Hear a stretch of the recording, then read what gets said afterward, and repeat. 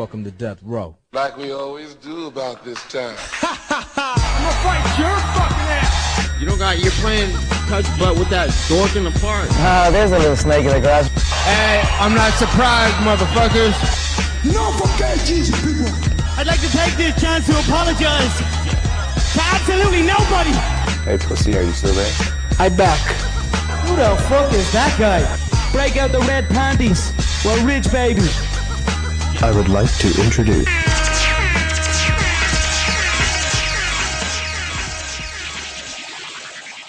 Welcome to the special edition of MMA for Money show. Here with my special guest, the legend, MMA for Money himself, Prime, who's our mentor, who's taught us everything we know about watching lines move, about betting. He's the one that hits all the NASCAR bets. The reason why I started following him on Twitter when he used to give out his free picks all the time and hit him like nobody's business. Still hits him like nobody's business, but you got to pay for those packages on MMAforMoney.com. And when I mean hit big, dude, I mean plus 2,000s, plus 1,600s, double plus 800s all the time. So go get your packages over there, and my man MMA for Money Prime can just speak for himself, right now. Thanks for the warm welcome, brother. Yeah, it's been doing this a long time, over 20 years now, from starting out on the message board side to making my own odds for MMA back before anybody, was doing it. Then back then it was just Joey Odessa and over at Major Wager and myself over at the RX with Ken Weitzer and the rest of the group. And then SBR came along and EOG and Covers was around, and then after that, myself and Joey both went in the odds making direction and working for sports books, and then I became a sportsbook director, and, here we are. But I still like to give back, and I still like to give some free picks and offer packages. There's a lot of scam artists out there, but, who's going to know where the edge is better than the guy who makes the odds or directs the sportsbook? But anyways, the reason why we're here, we're doing a very special show on Wrestlemania 36. As me and Mike were just talking about, there's a ton of crossover with wrestling and MMA. A lot of guys don't like to admit it, but, myself, Mike, his brother, a lot of the guys coming up were wrestling fans, and it was the time. In the mid-'80s, early 80s, we grew up with Hulk Hogan, Macho Man, Andre the Giant, Ultimate Warrior. I mean, there were some classic events between WrestleMania, Royal Rumble, Survivor Series, SummerSlam. We really witnessed some amazing wrestling during that time.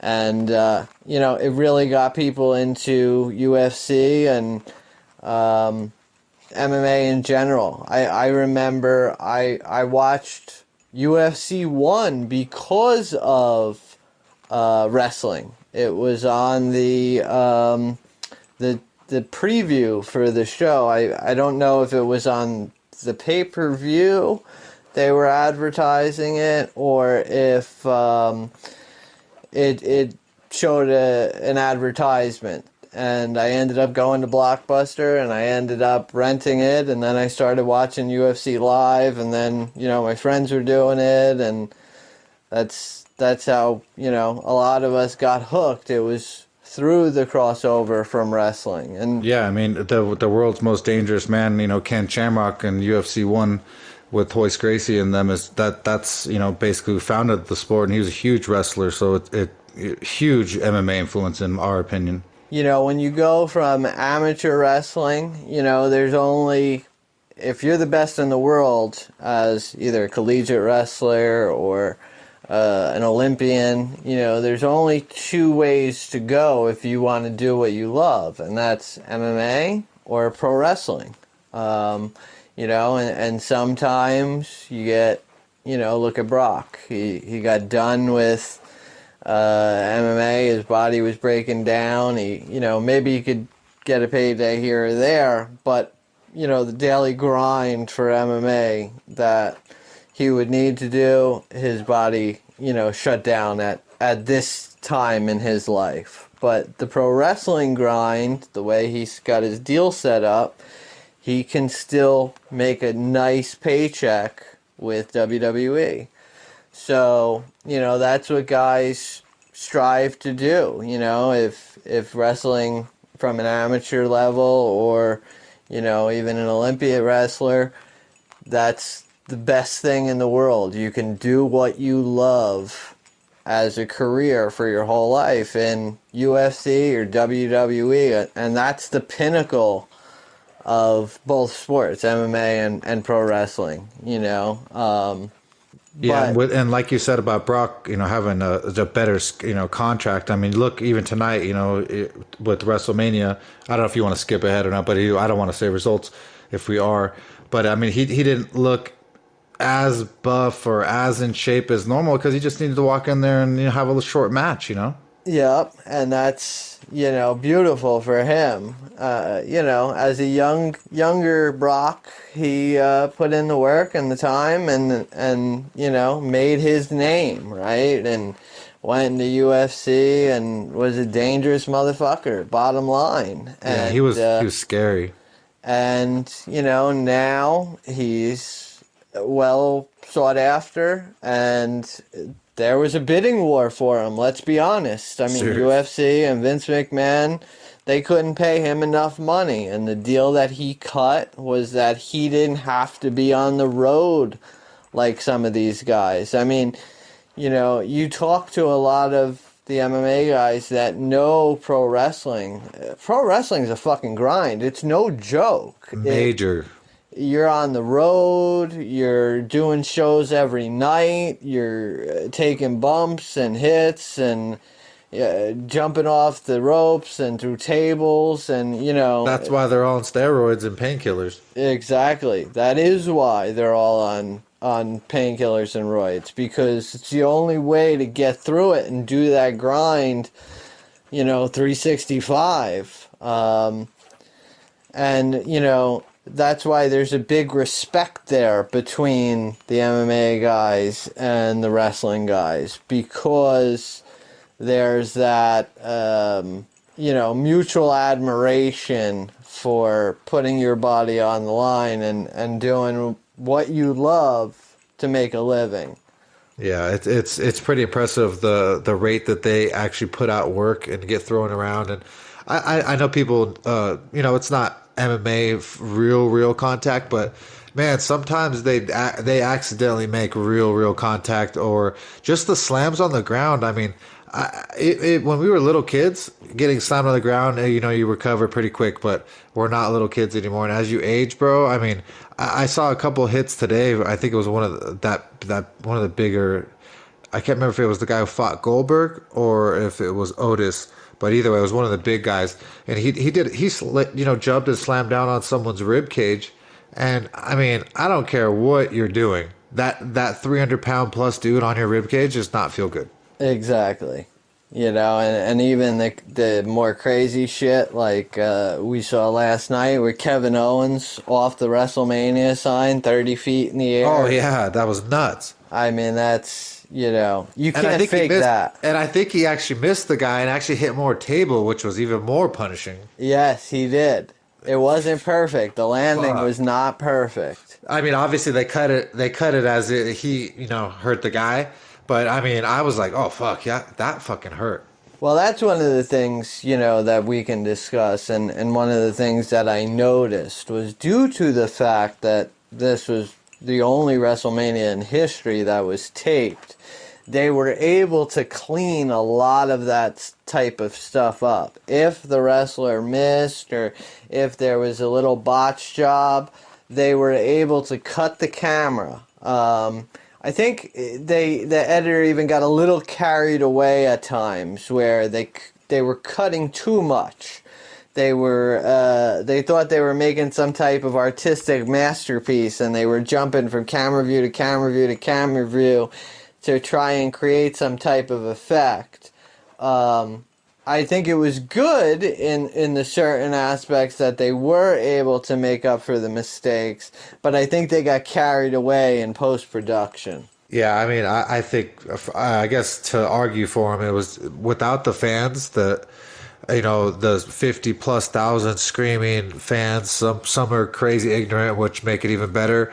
It's just amazing to see how the entrances are in the pyrotechnics and all that stuff were just not as exciting for each of these athletes, and not seeing those things made it for not as an impressive as an event. But you can't really blame the organization or Vince McMahon for any of that. It was he did with what he could with what he had, and I still enjoyed it, but it definitely, the graveyard match and John Cena's match and other ones that were more notable people that they spent more time on seemed to be much more favorited for myself. The only smaller match that I really cared about was like that Otis one was kind of fun. I know it didn't even get rated that high, but I liked it.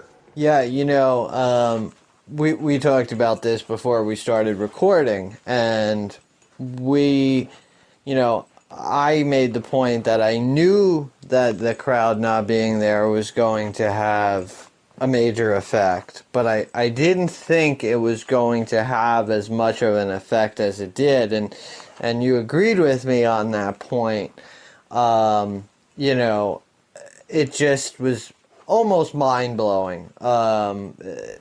You can't make up for 85,000 people, 60,000 people, whatever, and WrestleMania is the largest spectacle of it all in pro wrestling. It is once a year, and it is the biggest show of them all. That's a Super Bowl.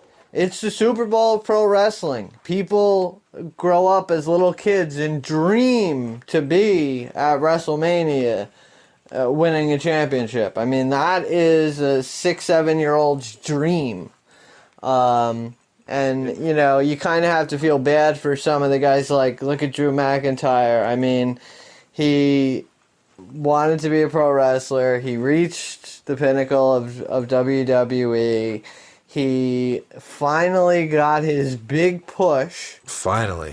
And they finally decided to take the belt off of Brock, which you never know, because I didn't think it was going to happen, but I was stoked. Yeah, how many times did they give Brock a second chance, a third chance? You thought they were going to give it to Roman Reigns, and, so many times we thought the belt was coming off of Brock, and Vince, whether it was right, wrong, or indifferent, Brock remained champ. But, Drew gets his shot, finally, and it's at WrestleMania, and there's no fans. I mean, it's so lackluster. It's tough. But but he got that title, and the claymores that he laid down, consecutive ones, were pretty mean, because Brock's not a little guy, dude. No, he's not. Big ass dude. And neither is Drew McIntyre. Drew McIntyre's a big guy as well. Oh, yeah. I thought the movement was pretty impressive. For a big guy, he's agile, pretty athletic. Yeah, that's pretty. They have some big, impressive guys over 300 pounds. It's fucking crazy. Mm-hmm. It's crazy to see, because, we have some guys in the UFC that are sloppy as fuck at 265. Yeah. But, I think in general that with sports medicine and even sports technology as a whole, we've evolved. If you look back at the 40s and the 50s and the 60s, compared to today, the monsters that we're putting out in some of these sports, some of these guys are just athletic freaks, they're massive, and, with their reach and their athleticism. Like NFL linemen, bro, are just fucking huge. Gigantic, and they've grown. I don't have the numbers in front of me, but I want to say they've grown about 4 inches or 5 inches in the last 40 years, and they've gone up in weight about 50 or 60 pounds. That's crazy. Just a massive difference. But back to WrestleMania, I think some of the guys would like to hear if we went through some of the matches on the card. So this is the spoiler section. If you haven't watched WrestleMania yet, you might want to turn this off and come back to hear the rest of the episode. But we'll go through quickly some of the smaller matches, and then we'll get on to night 2, just to give our thoughts. Alexa Bliss, dude. Alexa Bliss. Jesus. Everybody was talking about Miss Alexa Bliss. God bless Miss Bliss. Yes, they even did the song for her. And Bowling for Soup was supposed to come out. The band Bowling for Soup was supposed to be here at WrestleMania to sing the song Alexa Bliss for her entrance. That's and her big title shot moment, but they had to cancel due to COVID-19, unfortunately. That means we would have saw more of her, like, walk in and, like, more of her. Yes. Fuckers. But, she did get a chance to win the tag titles for the second time. Yes, so that was pretty cool. Overall, I thought it was a good match. It seemed like they were trying to build Nikki Cross, and that's why they had Alexa go on the outside for a longer period of time, I should say, and they left Nikki in there. Those Kabuki warriors are crazy little Japanese, right? Yes, Japanese. They remind me of just like what's that? There's a crazy Asian MMA chick, kind of like that too. I can't remember her name off my head. But yeah, dude, they're pretty entertaining, man. The Asian chicks. Yeah, and I think that's why they left Nikki in there to take on both of them for it was pretty long. It was 3-4 minutes. She was in there by herself. And I think that was to build up her character a little bit more. And they got the win. Overall, I'd say it was probably a B- type of match. It was, solid. It wasn't spectacular, but overall, I thought the girls did a good job to open the card. You're not expecting fireworks for the opener on a 16-match event. But overall, it was solid. Sorry, I got so excited about Alexa Bliss that the actual first match was Cesaro versus Drew Gulak, but it was such a retarded performance that we just that was from the kickoff show.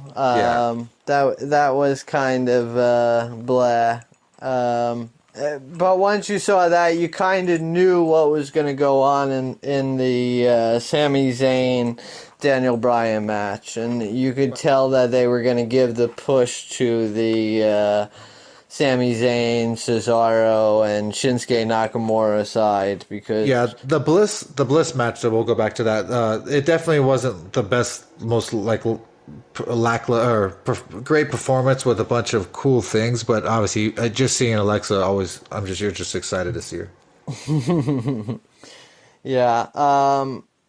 That was good, and then after that we had the King Corbin versus Elias match.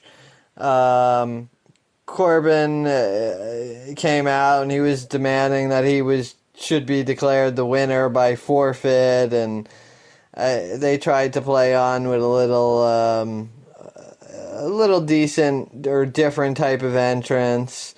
But then Elias came out and Corbin acted shocked.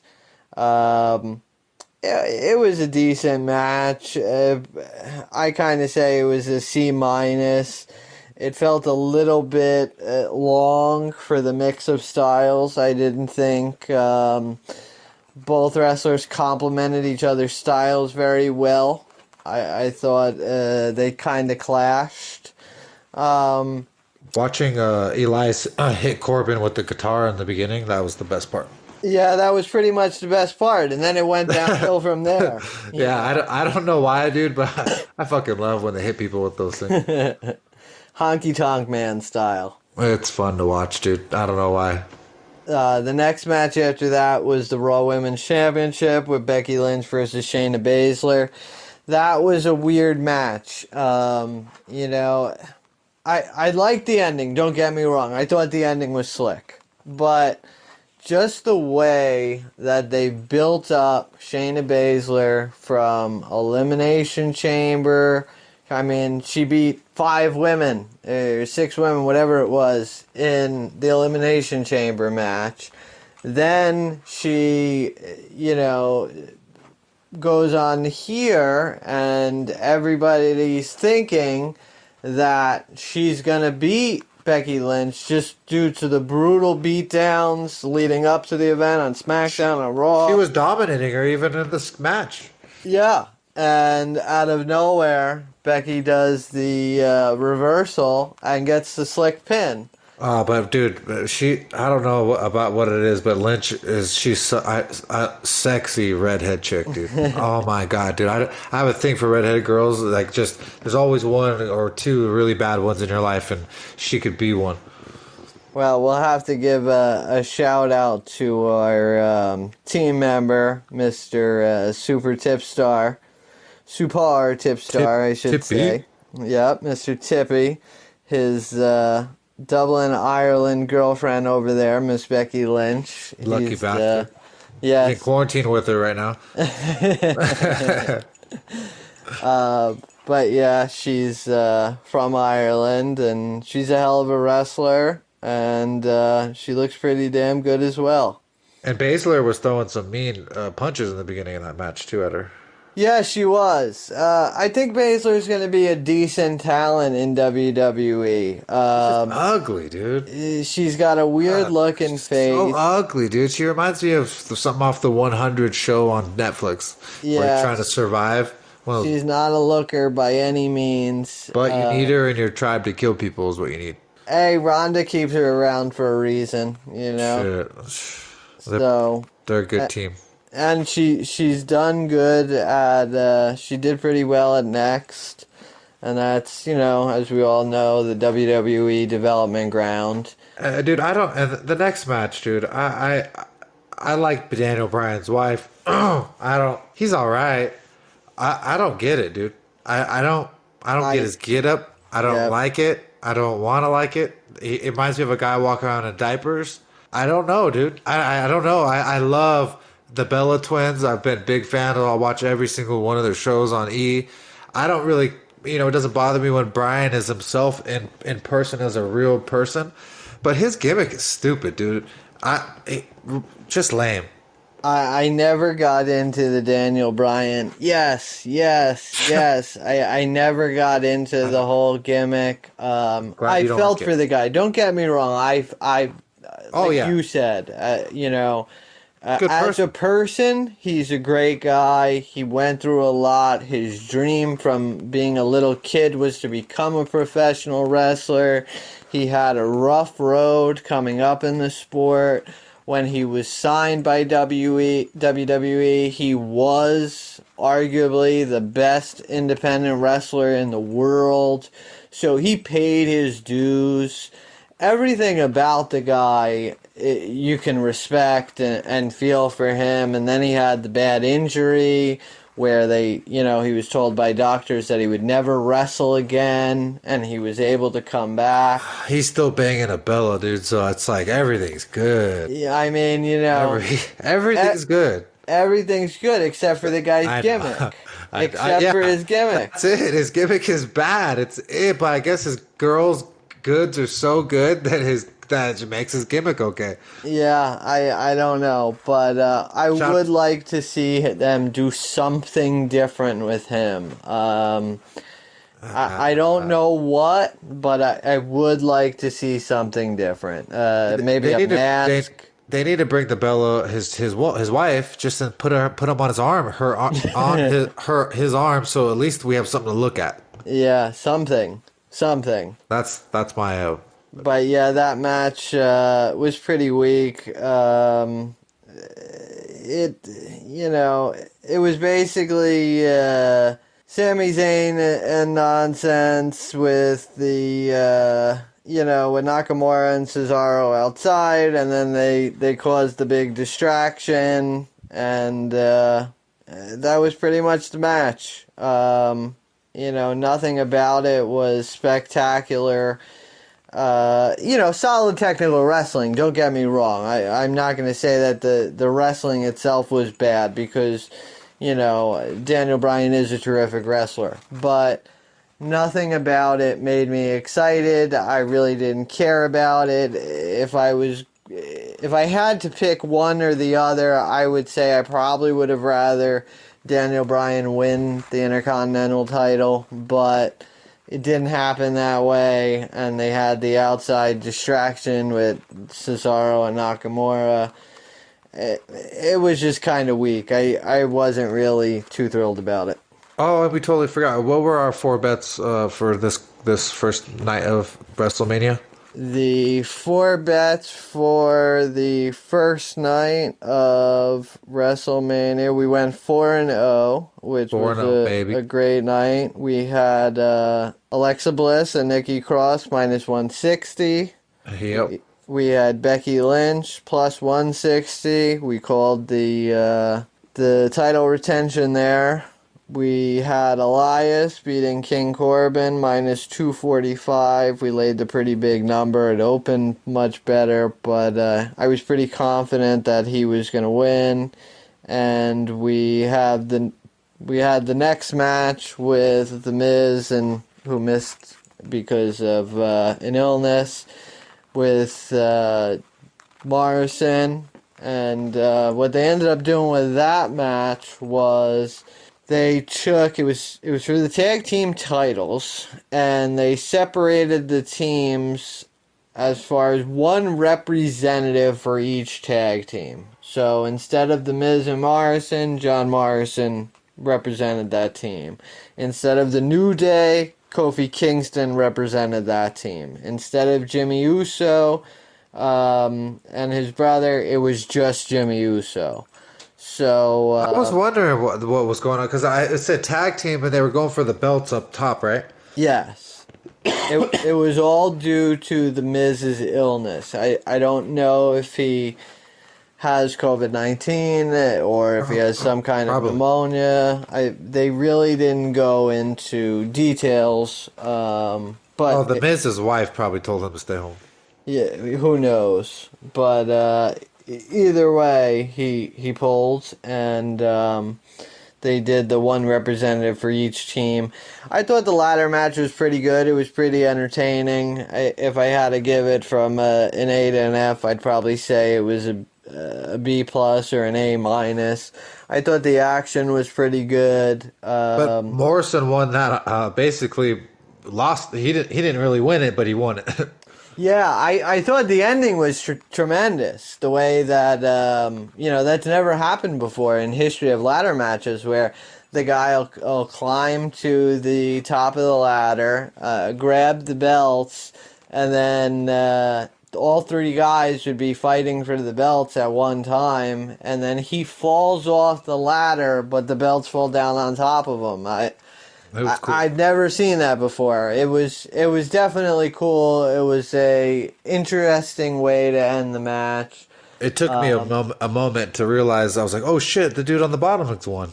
And I think that was the point of it, because even the announcers kind of gave you that minute, that brief second before they spoke up. And I think that's what it was supposed to be, where you're like, what? Who won?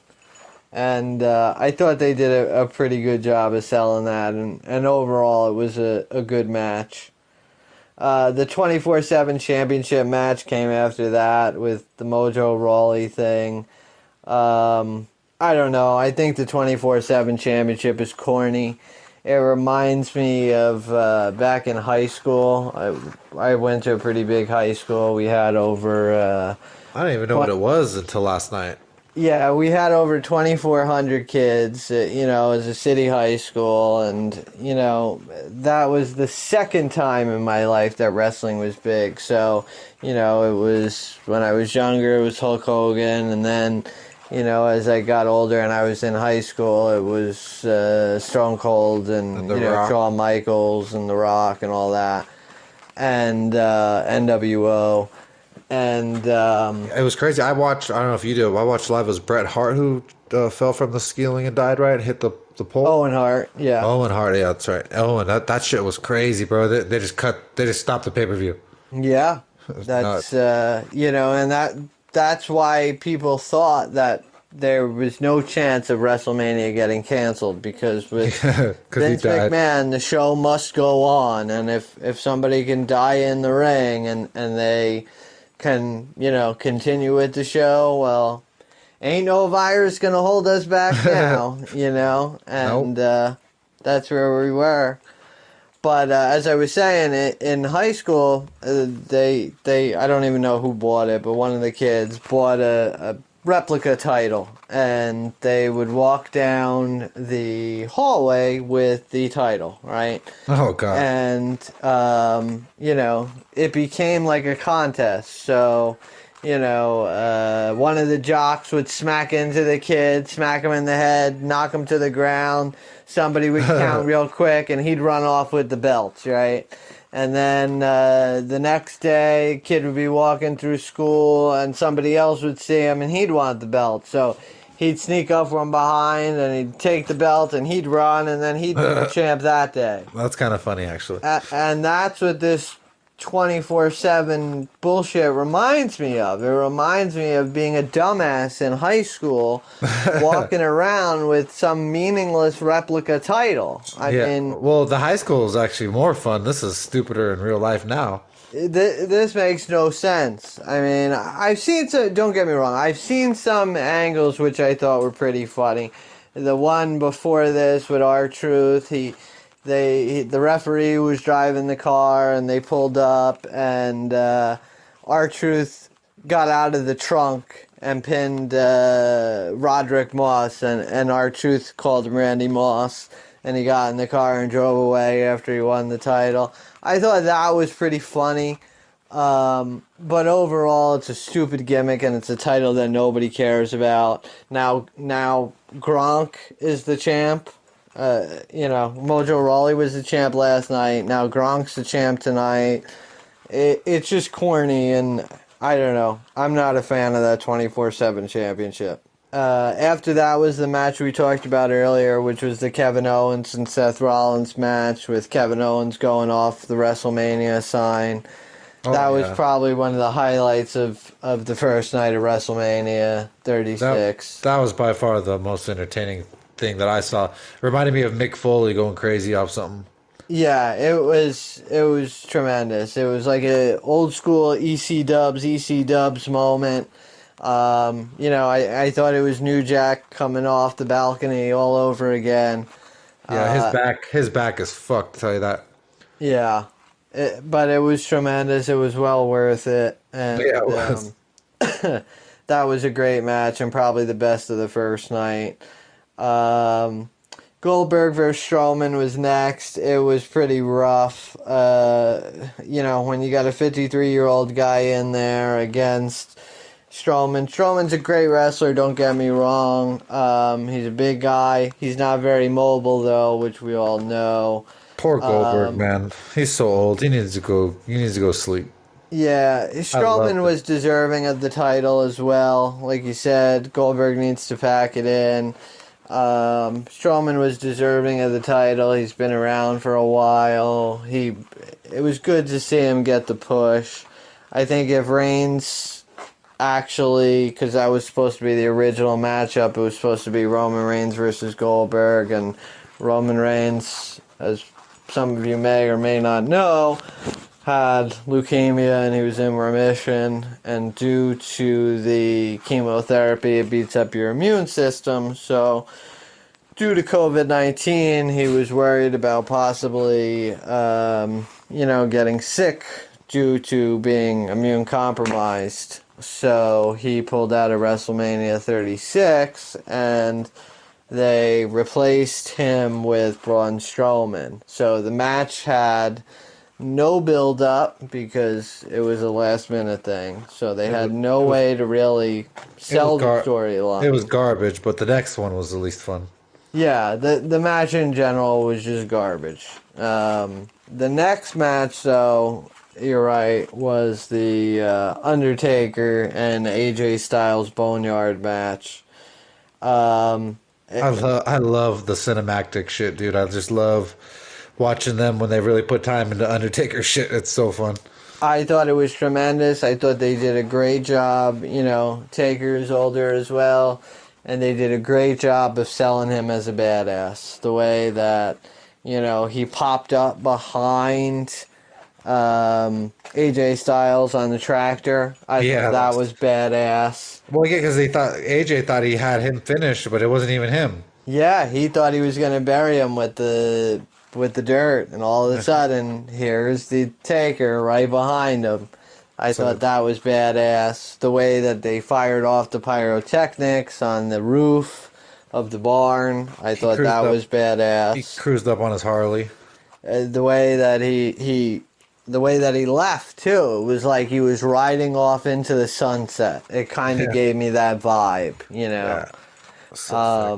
It was great. And even the way they merged the character, it was a little bit of old school Taker with Paul Bearer, and it was a little bit of American Badass Undertaker. It was cool. Yeah, the whole thing, the character, the way they did it, the cinematic approach, everything about it. It was a great way to end the first night of WrestleMania 36. It made me feel a lot better about watching it. Yeah, exactly. I agree. It made it worth it. Yep. Night 2 tonight kicked off with Liv Morgan and Natalya on the kickoff show. Overall, I thought it was pretty weak. Natalia's just annoying to me, dude. Yeah, it's Jim Neidhart's daughter, so I respect her for that reason. It's the only reason, but other than that, we wouldn't even like the little troll. Yeah, and you're right. The reasons why I like her is because of that. She put on the sharpshooter, and I was, excited to see her throw on the sharpshooter. Then they had the back and forth chain of reversals, which was pretty stupid. And, Morgan ended up nailing the cross-legged roll-up for the win. It was, I'd say the match felt a little better than the Cesaro and Drew Gulak match. I think it was more substantial, if you can use that word. But it was still wasn't very good by any means. It was just better than the first kickoff match from night 1. The Rhea Ripley-Charlotte Flair match, it was 30 minutes long. I thought it was a little too drawn out. I wasn't a big fan of the smacks and the squeals and the tennis match. Yeah, I didn't like that. I don't understand what the strategy is from WWE with giving Charlotte Flair the next title. I kind of feel like it's a demotion. This was one of the bets that I had wrong. I ended up giving out for free the Rhea Ripley pick. And what sucked is it was a close match anyways, I gave it out, and it was minus 190 or minus 210. It was a favorite. And literally 10 minutes after I gave it out, I saw the line drop to $1.40. And I knew we were screwed. As soon as I saw that, I knew we were losing. But especially like I said, 4-0. Yeah, you have 4-0, so you're gonna have just the way it goes. You're gonna have some losers. Well, But this is why Prime teaches us exactly about a bankroll. If you hit, you gotta make sure to hit the system and have all 4 of those bets last night. So then you go ahead tonight and you put them out, and then you don't have ammo for the next day. exactly. If you go 1-3 or 2-3 tonight, you ended up good. It's the people who hurt themselves. Oh, he went 4-0 last night, so let's go bombs away tonight because he knows what he's talking about. Well, regardless of whether I know what I'm talking about or not, the average sports bettor is lucky if he wins 6 out of 10 bets. There's a fine line there, and long term, It's betting. long term, you're lucky if you hit 56, 57%. So to think that, any event is more important than another and you should go bombs away is just foolish. But anyways, the match just screwed my head up. I didn't understand why this was another WWE build-up thing. It was the same thing as Shayna Baszler. They spent 6 months building up Rhea Ripley, not the Elimination Chamber, but the Women's War Games match. She was dominant there. They ended up beating Team Baszler. She got this big push in next, and then all of a sudden they make her job for Charlotte Flair. Why is Charlotte Flair getting the title now? It's kind of like That last name. It's like Shevchenko, though, losing the title in UFC and then going down to Invicta to win the Invicta flyweight title. It makes no sense. Charlotte Flair already was a 2-time Next champion. Then she became the SmackDown champion, the Raw champion. I mean, she's been a legit women's champion. So to go backwards and go to the feeder organization to be their champion kind of seems like a demotion and like they're spitting in her face. Maybe they're trying to do the same thing they did with her father, like 16-time champion. Yeah. But it just didn't make sense to me to build up Ripley for as long as they did and then just dump her and give Flair a meaningless title. Maybe they have other things in mind going forward with SummerSlam. Maybe they're going to give Ripley a promotion up to the Big Show. But that was the whole reasoning behind my bet, and I'm still very surprised at the outcome from that match. It is what it is, but this next match was a lot of fun, even though I don't like the fat slob Otis. Yeah, Otis and Dolph Ziggler, I thought they did a great job there building up the storyline. They had about a month, 6 weeks to build it up, where he was trying to take her out on Valentine's Day. Otis and Mandy Rose, he had the big crush on her, wanted to take her out for Valentine's Day. And then they had the whole, her friend, Sonya Deville, was getting in the middle, and she was deleting text messages. And then Dolph Ziggler swooped in and stole the girl.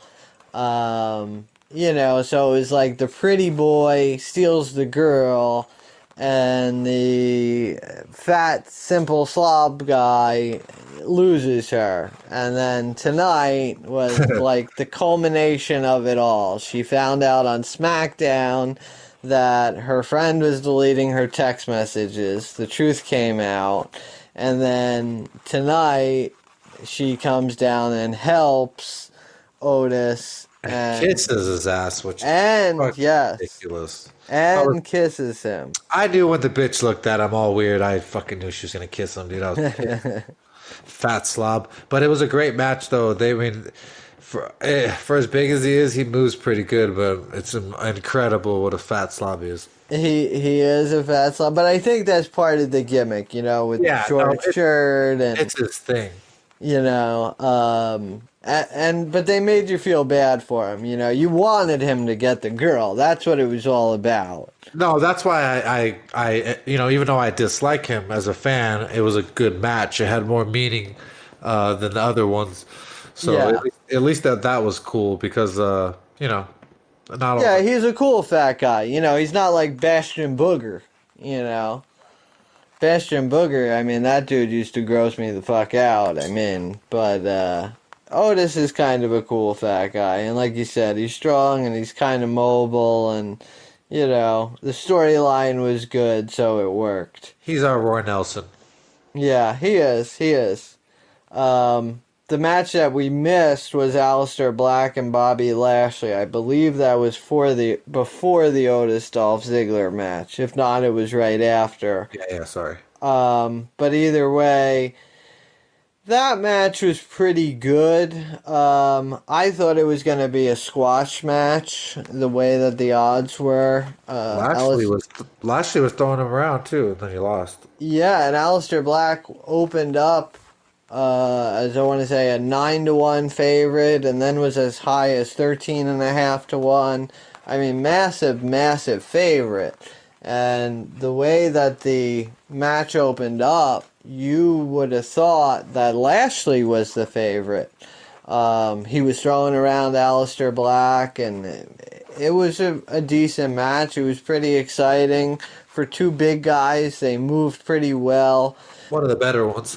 One of the better ones. The ending I liked. I thought the ending was pretty good. They're going to create a little tension there with Lana. If you remember, Lana was with Rusev.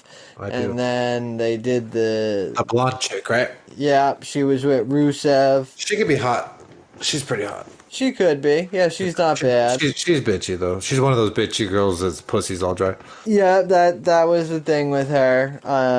She has the attitude, and I think that's why they did that storyline with her, where there's going to be either Lashley's going to dump her, or it's going to start some type of feud, because she was the one, when he was in control, she told him to spear him. And he did the spear, and he got caught.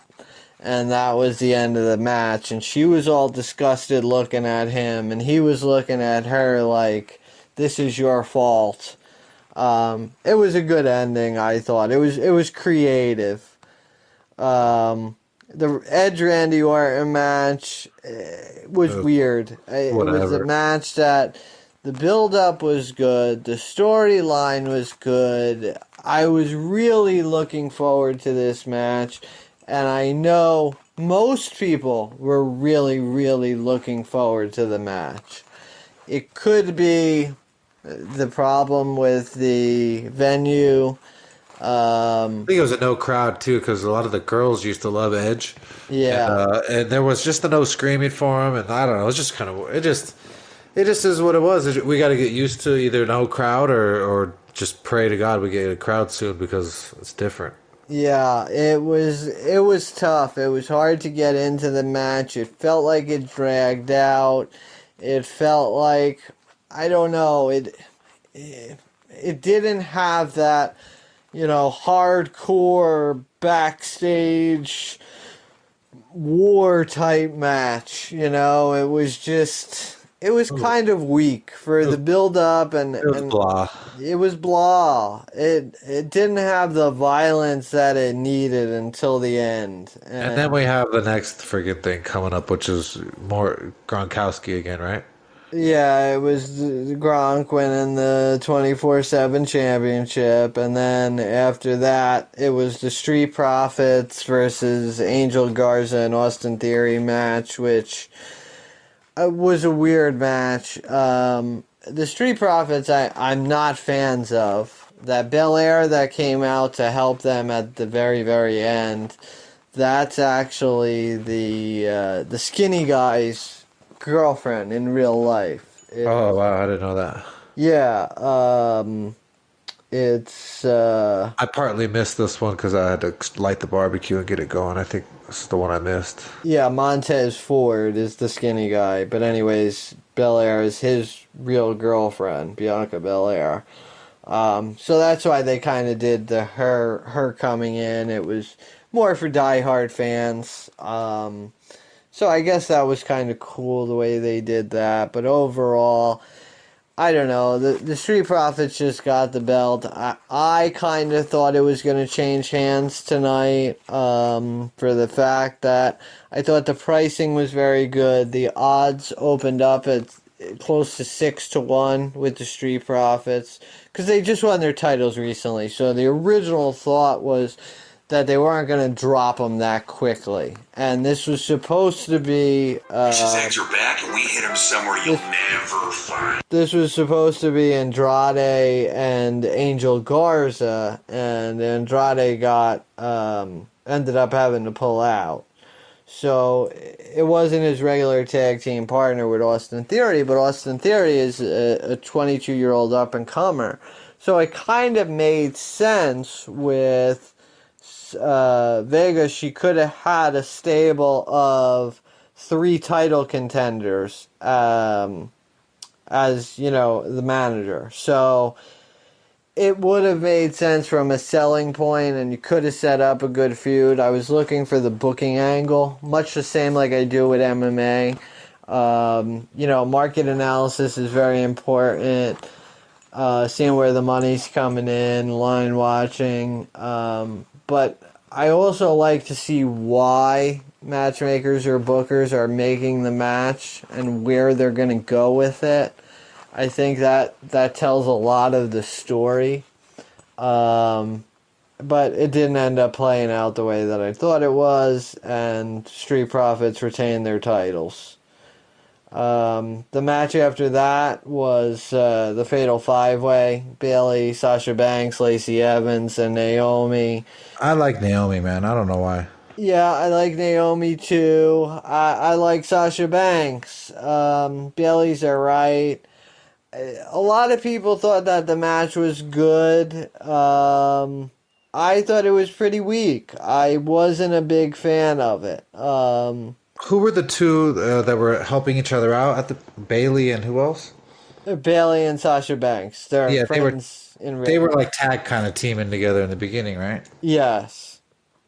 Fuckers. And then yeah, and then they did the thing with Lacey Evans and that whole thing where she missed the knee and ended up hitting Sasha Banks, and that's how Sasha Banks ended up getting knocked out and eliminated. And then Sasha came in and helped Bayley, and there was like, I thought the feud was going to set up tonight. I thought they were going to break that friendship and they were going to book a feud tonight. And I thought Sasha Banks was going to win the title to set up that feud. I thought there was going to be some type of turning point, kind of like what we saw, but coming from Sasha Banks' side, not Bayley's side.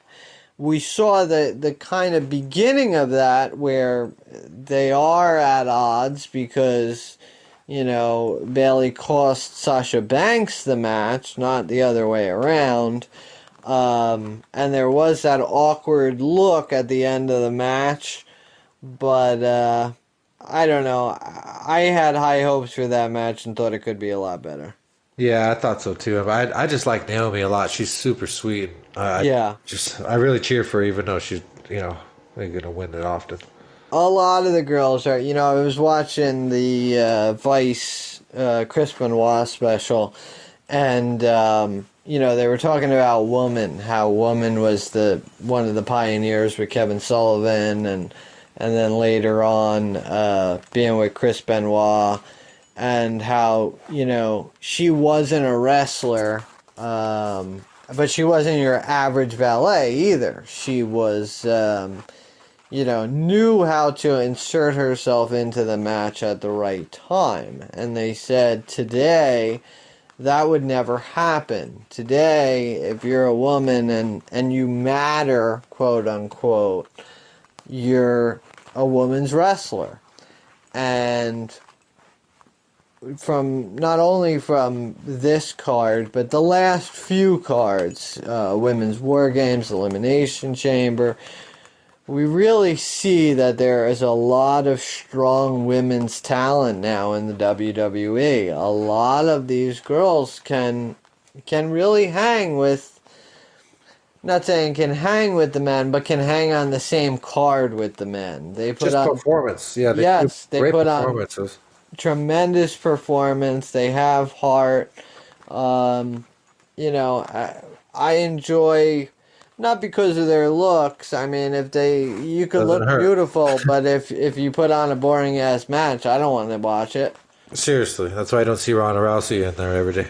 Yep, exactly. The next one was fun. Yeah, next match was good. It was Cena and Bray Wyatt. It was another cinematic match like we liked. I think they did a really, really good job with both of them. This was obviously way different than the Undertaker match in the sense that it kind of left you thinking, like, what the hell did I watch? Yeah, no, this was way different. Yeah, it was nothing of the norm. Yeah, but it was great. The way that they played it out, it was very artistic. I love John Cena, so he could be saying the stupidest shit, and somehow I just eat it up. The way they did the character progression with Cena, going through his career, I thought was great. The way that his outfits were cool. Yep, and that's what I'm referring to with the character progression. It was like early Cena to rapper Cena to Cena now. I thought that was great. The way he did the crack about Bray Wyatt, before, I thought was real good. And just the way that they ended the quote-unquote match. It was bizarre, and it was very effective, in my opinion, of doing something unique without a crowd and executing. And I thought from all angles, WWE did a tremendous job here. Yeah, the graveyard match on that one, they spent a lot of time on it. It was fun. Yep. And finally was Lesnar and Drew McIntyre, and we briefly covered that already. But I thought that match overall was pretty strong. I was happy to see Lesnar finally drop the belt. I thought that McIntyre, like we said, was very athletic, hitting the claymores. Lesnar with his F5s, multiple F5s. It was a pretty fast-paced type of match, which was good. It didn't drag on. For two big guys, they were athletic, they were strong, and they put on a good show. Much more realistic, though, when two big guys are hitting each other for them to end fast. Yes, exactly. And I thought they did the right thing there by not dragging it on and just ending it. They got what they wanted. That McIntyre guy, though, was pretty impressive. He is. He came a long way. In one of the lead-up videos, they were showing him early in his career, and he was way skinnier, and he talked about Vince McMahon telling him that he was the future of the company. And I want to say that was, he says it in the video, but it was like cool. 6-8 years ago. And he said, and how many titles have I won since Vince told me that? 0. Well, today's the day. Today was the day that he became WWE champion. So overall, I mean, I thought it was a good WrestleMania. I wouldn't say it was great. There were a lot of weak points, but there were some strong points as well. The cinematic matches that we talked about, the championship matches, most of them were decent. I had a good betting card. I went 4-0 on my personal picks yesterday. the free picks didn't go too good. Went 1-3 on those. But 2-3 on the day overall. I had the Otis pick, but it opened at, I took it at 185 and then woke up today and saw it moved all the way to 420. So there was no real value to give out that at this point. But 4-0 and 2-3, 6-3 overall on Wrestlemania. I'll take that any day of the week. Hit a couple decent sized dogs. And we had good entertainment, with the way that everything has been going. Everybody is stressed out. Everybody's upset. There's no sports. People are struggling in all aspects of life. And this was just for fun. I mean, it's not like we bet WrestleMania wrestling all the time. I mean, we Prime focuses on what he's best at, and to me, that's NASCAR and playoffs of NCAA, football, NFL. Yeah. Anytime there's crunch time, that's when it's prime time. Yeah, main events for UFC. So before I forget to, make sure you guys all go subscribe, rate and review the podcast. Make sure you go to MMAforMoney.com and get yourself a package if you don't already have one, because the money making season is about to begin. Yeah, I can't wait until this COVID-19 shit is finally over with. We can go back to normal, regular lives all over again.